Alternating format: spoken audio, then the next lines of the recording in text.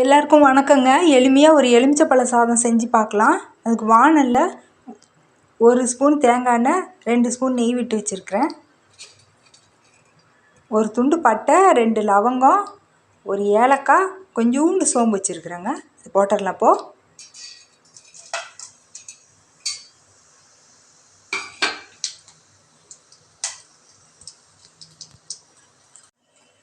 ஒரு பச்சை மிளகாய், ஒரு வரமிளகாய், கொஞ்சோண்டு கருவேப்பிலை,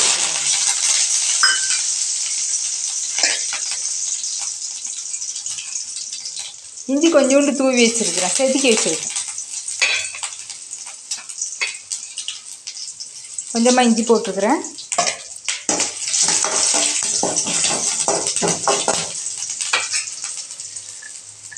முந்திரி பருப்பு ஒரு 15 பருப்பு அரிஞ்சு வச்சுருக்குறேங்க, வெட்டி வச்சுருக்கேன். அதையும் போட்டுறேன்.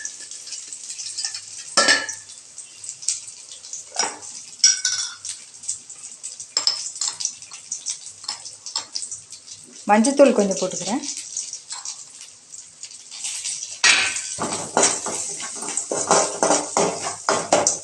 முந்திரி செவக்க வறுபட்டுடுச்சுங்க. இந்த எலுமிச்சப்பழம் ஒரு பழம் புளிஞ்சி சாரும் அதில் கொஞ்சம் கல்லுப்பு போட்டும் கரைச்சி வச்சுருக்கிறேன். அது ஊற்றிக்கிறேன். அடுப்பை நிறுத்திடுறேன். சாதத்தை போட்டு கிளறிக்கலாம். உப்பு சரி பார்த்துட்டு கொத்தமல்லி தழை கொஞ்சமாக தூவிட்டு இறக்கிடலாங்க.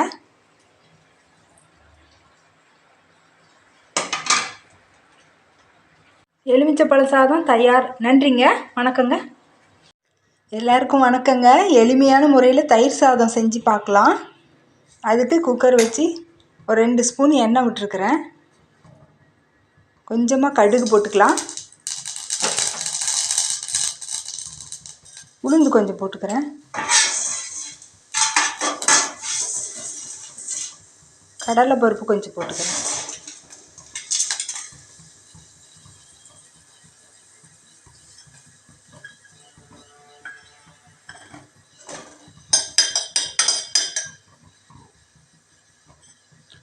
கருவேப்பிலை, பச்சை மிளகாய் 2 அரிஞ்சு வச்சுருக்கிறேன், அதை போட்டுக்கிறேன்.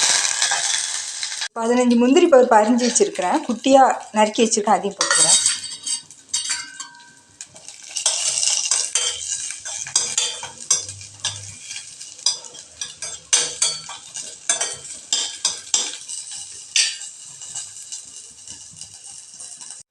ஒரு சிட்டிகை பெருங்காயத்தூள் போட்டுக்கலாம்.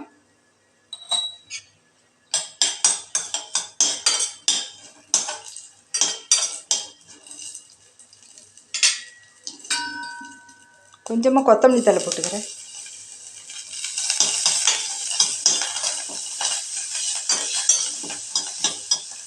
சாதம் கொலைய வடித்து வச்சுருக்குறேங்க, இதையும் இதில் சேர்த்திக்கலாம்.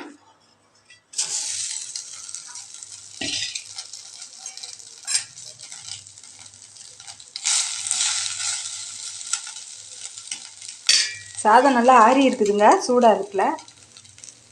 தயிரில் ஒரு 1/2 ஸ்பூன் வெண்ணெயும் உப்பும் கலந்து வச்சுருக்கிறேன்.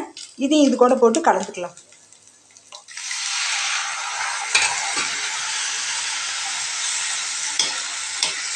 முந்திரிக்கு பதிலாக கடலக்காய் கூட சேர்த்துக்கலாங்க. இது புழுங்கல் அரிசி சாதங்க. பச்சரிசி சாதத்தில் கூட கிளறிக்கலாம். உடனடியாக சாப்பிட்றதா இருந்தாக்கா தயிர் ஊற்றிக்கலாம். கொஞ்சம் நேரம் கழித்து வேணும்னா பால் கூட கொஞ்சம் சேர்த்துக்கலாங்க. தயிர் சாதம் தயார். நன்றிங்க, வணக்கங்க. எல்லாருக்கும் வணக்கங்க. இன்றைக்கி புதினா சாதம் செஞ்சு பார்க்கலாம். ஒரு ஆள் சாப்பிட்ற மாதிரி சாப்பாடு வடித்து ஆற வச்சு வச்சுருக்கேன். அதுக்கு ஒரு 4 சின்ன வெங்காயம், ஒரு கொட்டைப்பாக்கு அளவுக்கு புளி, 3 பல் பூண்டு, 2 வரமிளகாய், ஒரு 2 மிளகு, கொஞ்சமாக புதினா எடுத்து வச்சுருக்கேங்க. புதினாவையும் போட்டுக்கலாம். ஜாரில் போட்டு அரைச்சி எடுத்துக்கலாம் விழுதா. பாத்திரத்தில் 1 ஸ்பூன் தேங்காய் எண்ணெய், 2 ஸ்பூன் நெய் விட்டுருக்குறேங்க. கொஞ்சமாக கடுகு போட்டுக்கலாம். கடலைப்பருப்பு, உளுத்தம்பருப்பு,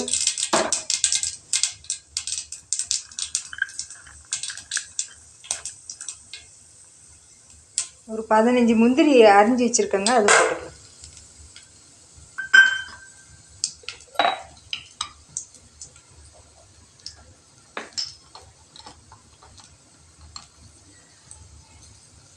மஞ்சத்தூள் கொஞ்சம் போட்டுக்கிறேன்.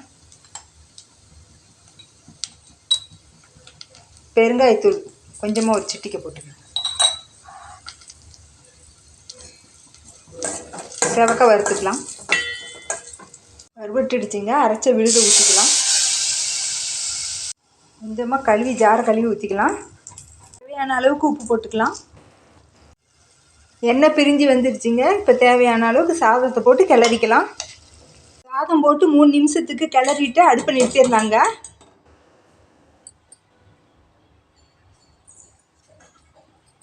கடலக்காய் வேணுன்னா கூட போட்டுக்கலாங்க முந்திரிக்கு பதிலாக. புதினா சாதம் தயார். நன்றிங்க.